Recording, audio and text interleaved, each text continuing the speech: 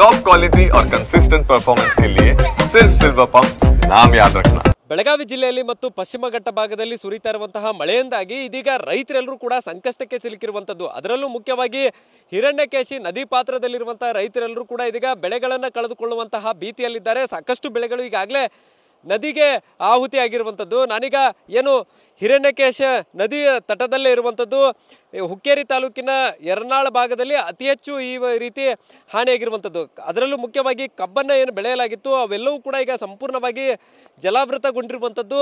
ಈ ಭಾಗದಲ್ಲಿ ಅತಿ ಹೆಚ್ಚು ಕಬ್ಬನ್ನು ಬೆಳೆಯಲಾಗತ್ತೆ.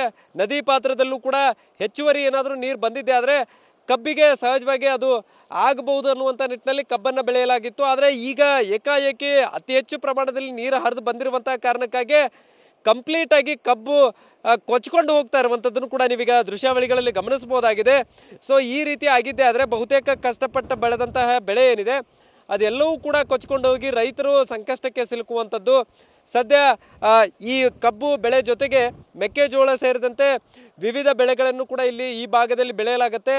ಅದು ಕೂಡ ಇದೀಗ ಕಂಪ್ಲೀಟ್ ಆಗಿ ನೀರಿನಲ್ಲಿ ಮುಳುಗಡೆ ಆಗಿರುವಂಥದ್ದು.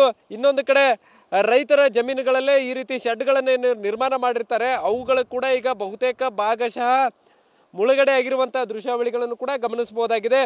ಸದ್ಯ ಒಂದು ಕಡೆ ರೈತರು ಬೆಳೆಗಳನ್ನು ಕಳೆದುಕೊಂಡು ಸಂಕಷ್ಟಕ್ಕೆ ಸಿಲುಕ್ತಾ ಇದ್ರೆ, ಇನ್ನೊಂದು ಕಡೆ ಈ ರೀತಿ ರೈತರ ಜಮೀನಿನಲ್ಲಿ ನಿರ್ಮಾಣ ಆಗಿರುವಂಥ ಶೆಡ್ಗಳು ಕೂಡ ಈಗ ಕಂಪ್ಲೀಟ್ ಆಗಿ ಮುಳುಗಡೆ ಆಗಿರುವಂಥದ್ದು. ಇದು ಕೂಡ ರೈತರಿಗೆ ಸಾಕಷ್ಟು ತೊಂದರೆಗಳನ್ನು ತಂದೊಡ್ತಾ ಇರುವಂಥದ್ದು. ಸದ್ಯ ಈ ಭಾಗದ ರೈತರಿದ್ದಾರೆ, ಅವ್ರನ್ನ ಮಾತಾಡ್ತೇನೆ. ಎಷ್ಟರ ಮಟ್ಟಿಗೆ ಇದು ಪ್ರವಾಹದ ಪರಿಸ್ಥಿತಿ ನಿರ್ಮಾಣ ಆಗಿದೆ, ಅದರ ಜೊತೆಗೆ ಯಾವ ರೀತಿಯಾಗಿ ಬೆಳೆಗಳು ಹಾಳಾಗ್ತಾ ಇದೆ ಅನ್ನುವಂಥದ್ದನ್ನು ಅವರಿಂದ ಕೇಳಿ ತಿಳ್ಕೊಳ್ತೇನೆ. ಬ್ರದರಿಗೆ ಎಷ್ಟು ಪರಿಸ್ಥಿತಿ ಇಲ್ಲಿ ಗಂಭೀರ ಆಗೈತಿ ಮತ್ತು ಯಾವ್ಯಾವ ಬೆಳೆಗಳು ಹಾಳಾಗ್ತಾ ಇರುವಂಥದ್ದು? ಈ ಕಬ್ಬು ರೀ, ಗೊಂಜಾಳ, ಸೋಯಾಬೀನ ಎಲ್ಲ ರೀ, ಹೊಳಿದಂಡಿ ಎಲ್ಲ ನೀರು ಬಂದು ಎಲ್ಲ ಭಾಳ ನುಕ್ಸಾನ ಆಗೈತೆ ರೀ. ಹಿಂಗೆ ನಿಂತಂದ್ರೆ ಪೂರಾ ಬಾದ ಆಗ್ತಾವೆ ರೀ. ಕಬ್ಬು ಗೊಂಜಾಳ ಹೋಗತ್ತೇವೆ ರೀ. ಮತ್ತು ಇಲ್ಲಿ ಎಷ್ಟೇನ ಇದು ಬೇರೆ ಬೇರೆ ಮತ್ತೆ ಈಗ ನದಿ ಗುಂಟ ಹಿಂಗೆ ನದಿ ಉಂಟ ಎಲ್ಲ ಹಂಗೆ ರೀ.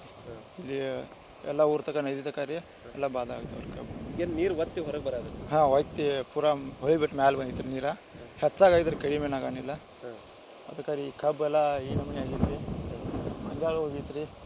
ಈ ಶೆಡ್ ಗಿಟ್ ಎಲ್ಲ ಶೆಡ್ ಹೋಗೈತೆ ರೀ. ಇದು ಮುನ್ಗಾಯ್ತು ರೀ. ಹೆಚ್ಚು ಬತ್ತಂದ್ರೆ ಎಲ್ಲ ಕಿತ್ತು ಹೋಗೈತೆ ರೀ. ಸಾಲಾಗಿಲ್ಲ ಮಾಡಿ ರೈತರು ಬೆಳೆ ಬೆಳೆದಿರ್ತಾರೆ ರೀ. ಈ ನಮೂನೆ ಆಗತ್ತೆ ರೀ.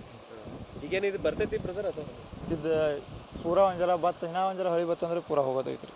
ಈಗ ಒಂದು ತೊಡೆ ಹೋಗೈತೆ ರೀ. ಕಿತ್ತ ಎಲ್ಲ ಗೊಂಜಾಳದ ಹೊಕ್ಕಿತ್ತು, ಅದು ಬಾದ ಐತೆ ರೀ. ಸೊ ಇದಿಷ್ಟು ಸದ್ಯ ಈಗ ಏನು ಜಮೀನುಗಳಲ್ಲಿ ನೀರು ಬಂದಿದೆ, ಆ ಒಂದು ನೀರಲ್ಲಿ ಈಗಾಗಲೇ ನಿಂತ್ಕೊಂಡಿರುವಂಥದ್ದು, ಬೆಳೆ ನಿಂತ್ಕೊಂಡಿರುವಂಥದ್ದು. ಸೊ ಇನ್ನಷ್ಟು ನೀರು ಹೆಚ್ಚಿಗೆ ಆಗಿದ್ದೆ ಆದರೆ ಬಹುತೇಕ ಕಂಪ್ಲೀಟ್ ಆಗಿ ಬೆಳೆಗಳನ್ನು ಕಳೆದುಕೊಳ್ತೇವೆ ಅನ್ನುವಂಥ ಆತಂಕದ ಮಾತನ್ನು ರೈತರು ಹೇಳ್ತಾ ಇರುವಂಥದ್ದು. ಕ್ಯಾಮರಾಮನ್ ಪ್ರವೀಣ್ ಜೊತೆ ಸಹದೇವ್, ಮನೆ TV9 ಬೆಳಗಾವಿ.